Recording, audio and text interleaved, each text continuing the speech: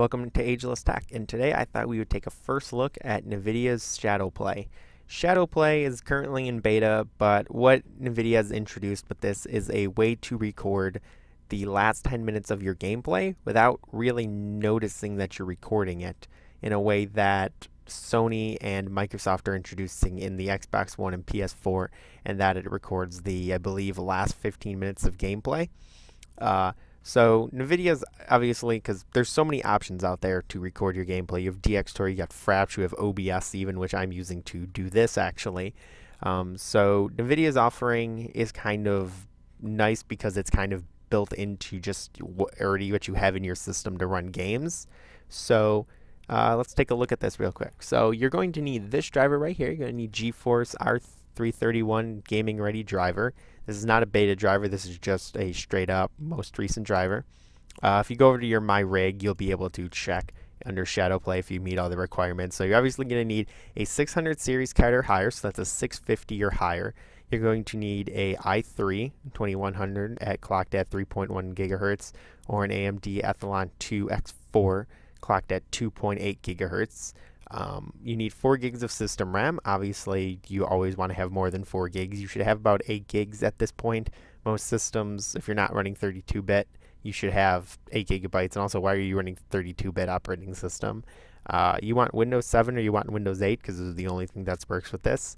And then obviously you need the driver, and then it'll tell you if you're capable to use it or not. So the way you access this is you go up here into the Shadowplay button, and it's going to bring up this little thing. Right now it's in the off position, so you need to switch it on. I tried to change resolutions to see if it changed this, but it seemed to stick at recording at 1080p at 60 FPS using the H.264 encoding of your graphics card.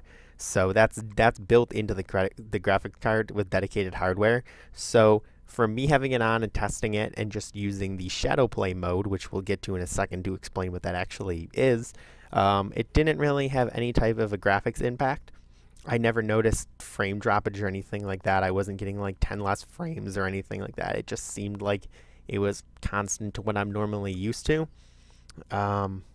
So first of all, Shadowplay. Shadowplay is the really big part of this, but it also gives you the ability to use manual. Shadowplay is that mode that saves the last 10 minutes of gameplay, but you actually have to save the gameplay. So it will constantly keep the last 10 minutes of gameplay available for you to save, and by clicking F2, it's going to actually save your last 10 minutes of gameplay. I've changed that button. Normally it is, I believe, F9 to do that, and you can change that right here under preferences to whatever you feel like having it as. I put it as 2 macro keys on my keyboard, which also act as F1 and F2 outside of games, so be aware of that. If you Shadowplay is that mode, so that will record to wherever you have it saved. You can save using the open and put it wherever you want. But then it gives you the ability to use a manual mode, which allows you to just record and save. Like if you want it, if you a YouTube commentator, I guess, or something like that, where you want do a voiceover of some gameplay, and you don't feel like using another option that allows for simultaneous voice capture as well, because this does not do that. This will only record in-game audio, not your voice as well. So you need to use an external capture program to do that. So this is more kind of relaxed. They might introduce it in the future, because I know they are going to be introducing live streaming support. So I think by introducing a live streaming support, they're going to need to introduce a microphone too, because Twitch doesn't really like you just streaming games. They want you to stream games with audio and like a face cam or something if you really want to, type of thing. But or you can enable both, which is also nice. It'll tell you your nice little things up here. So toggle manual recording with F1 is what I have it set to. You can go from anywhere from 1 minute, if I can actually click on this, from 1 minute to 10 minutes, and it ranges in size. 3.8 gigs for 10 minutes of gameplay on like a very high capture at 1080p at 60 FPS is not bad at all. Like that is actually fairly nice, because DxTory for the same type of footage, it would probably be around 30-40 gigs, and depends on what codec you're using. I use Lagarith, and that's normally what mine would be around for that high of resolution gameplay kept at 60 FPS. Note that YouTube knocks your FPS down to 30 automatically, so recording at 60 FPS. It's kind of useless, but that's what you have to record at. You don't have the ability to just like click and like a drop down to change. You can change your quality if you really need to, but you really shouldn't notice an impact hit unless you're playing something like a BF4 or something like that. Maybe you would feel it a tiny bit, and then it gives you the ability to turn in-game audio on and off.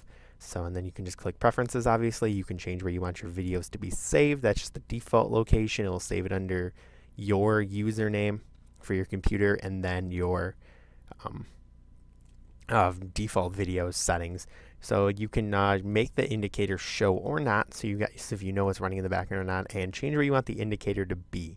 So that's it for now. When they introduce Twitch.tv support, I'll be sure to do an update to this to show you guys how that works, how to set it up, and such like that. I imagine it's going to work much in the same way as Origin's in-game streaming works, where you just kind of do an overlay type thing and then ability to stream, and you just click stream and then it streams with your mic, because it's not going to be hard for them to introduce like mic support into this. I think they want to wait until they add live streaming though.